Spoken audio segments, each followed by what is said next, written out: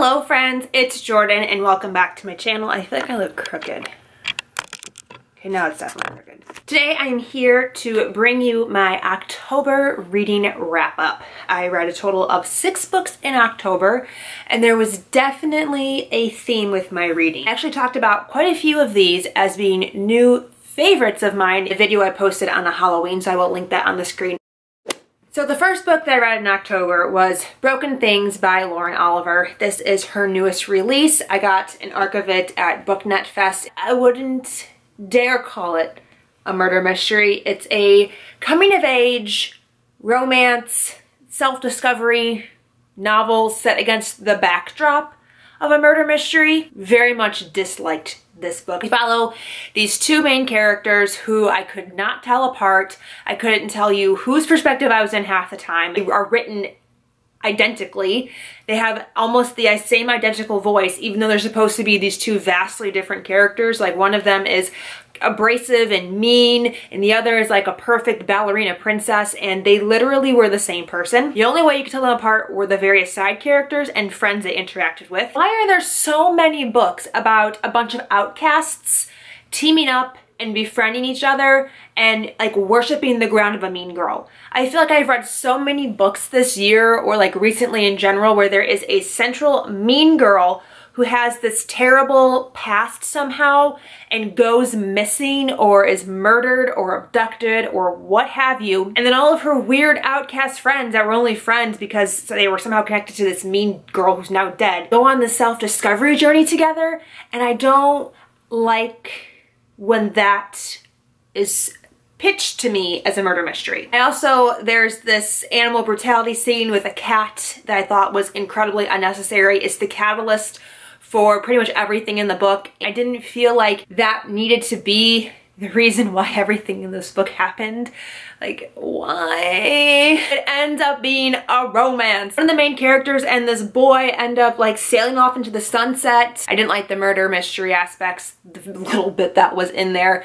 The plot twist did get me, but like I didn't care. So in the end, I gave this 2 stars and it was not recommended. Don't read it. The next book that I read was An Unwanted Guest by Shari, Lapena, and in contrast, I loved this book. This is an adult murder mystery novel. It's more like an old-fashioned classic whodunit type of novel. It reminded me a lot of Clue. There are so many different characters and they're all working and moving pieces in this larger puzzle that you're trying to solve, and they're all very untrustworthy and they say things that really they don't mean, and they're lying, and they all have secrets. It takes place in this remote hotel in the mountains of Vermont, I believe. There is no cell service, there is no internet, there is a blizzard that happens, they all become stranded, go to bed one night and they wake up and one of the house guests is found dead. The next morning when they wake up and another hotel member is dead, things start to get a little fishy. They start to think of murderers in their midst. They have to figure it out on their own, and yet they're all very untrusting of each other,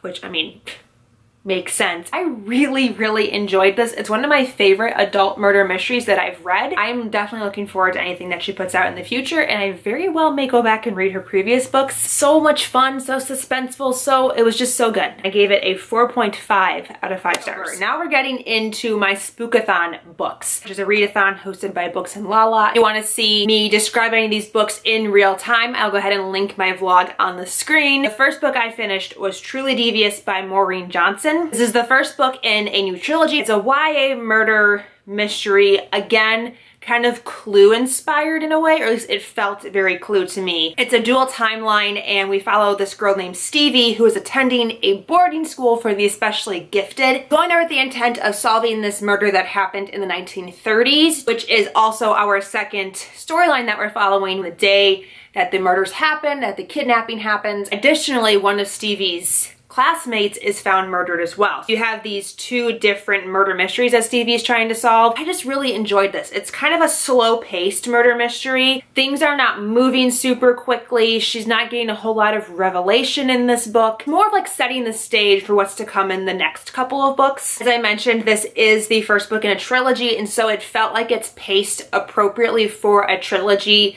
that's all surrounding the same murder. Did a lot of things that I don't normally like in books, but for whatever reason, reason it worked for me in this instance, I ended up giving it a 4 out of 5 stars. I was really impressed and I'm really looking forward to the next book. The next book that I read for Spookathon was The Good Daughter by Karin Slaughter, which... this book was fantastic. I love Karin Slaughter's books so much. They remind me so much of Gillian Flynn. They're some of the best adult murder mystery books I've ever read. I can't wait to read every book that she puts out in the future because I've loved the 2 that I have read so far. This follows a woman in her 40s who, when she was a teenager, she suffered from a home invasion, and in the event of the home invasion, both her mother and her older sister were murdered. She was able to escape, and she's always had to deal with the guilt of leaving her mom and her sister behind. So in the present timeline, an event occurs that forces Charlie to confront the demons and the events of this day that happened in her childhood. Karin Slaughter does a great job of taking 2 seemingly random, really unconnected events and connecting them and making this whole scheme of events play out, and it's incredible plotmanship. It just blows my mind. One of the main characters is also a disabled main character. She walks with a cane. I love how she writes sister relationships and familial relationships and marriage relationships, and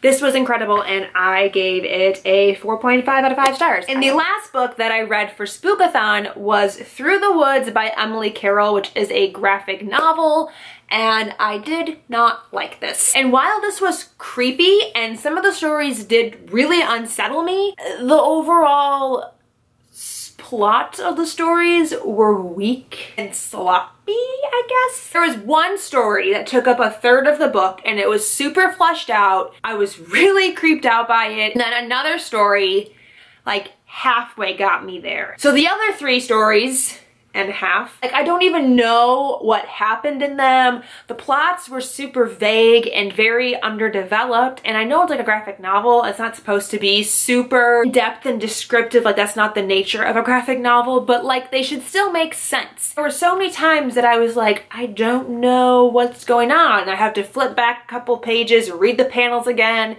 think to myself, am I missing something? Is something supposed to be like unsaid but make sense still? I don't know. I could see how someone who frequently reads graphic novels would like this and frequently is into graphic novels, but as someone who's always had issues with them, I should have known. I gave it 2.5 stars because that one story really worked for me. And then the final book that I finished in October, finally, this book took me so long to finish because it is a beast of a book, and that was Before the Devil Breaks You by Libba Bray, which is the 3rd book in the Diviner series. I listened to this one on audiobook as I had for Layer of Dreams. I really like these audiobooks so much more than the print versions. I don't think this is my favorite of the books so far. Like, I still think the first book, The Diviners, is my favorite. I felt like it was the creepiest, the most occult feeling.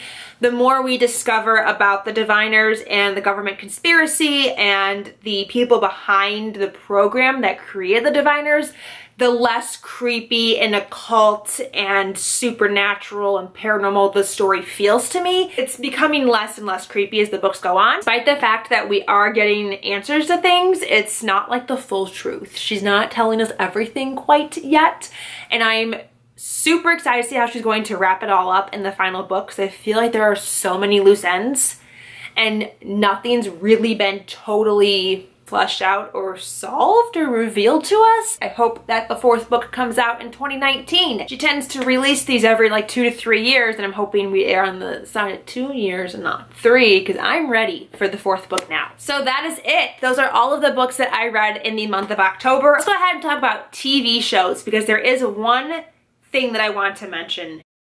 So in October, I watched the very first episode of season 3 of Riverdale. If you remember when I watched season 2, I told you it was a struggle, and then the last like 4 or 5 episodes were fantastic. The first episode of season 3 is probably better than the entirety of season 2, so there's hope. So many people were telling me how creepy and unsettling and like mind-blowing this first episode was, so I was expecting that going into it. You watch the first 40 minutes of the show and it's a relatively normal episode. It's Labor Day, they're hanging out, they're going to the pond, it's a good time. And the last 3 minutes happen. It was terrifying, it was scary, it reminded me so much of True Blood. I have since watched the next 2 episodes, so I'm currently up to date on the show. Technically this is November talking, but I'm gonna tell you anyway while we're here. I'm very frightened of the show at this point. They're going in a direction that I am personally always terrified of. It's totally my line of comfortableness. Still love it. I'm still gonna watch it. I'm just gonna watch it like through my fingers because that's how I watch scary things. I feel like this is going to be a season, capital S,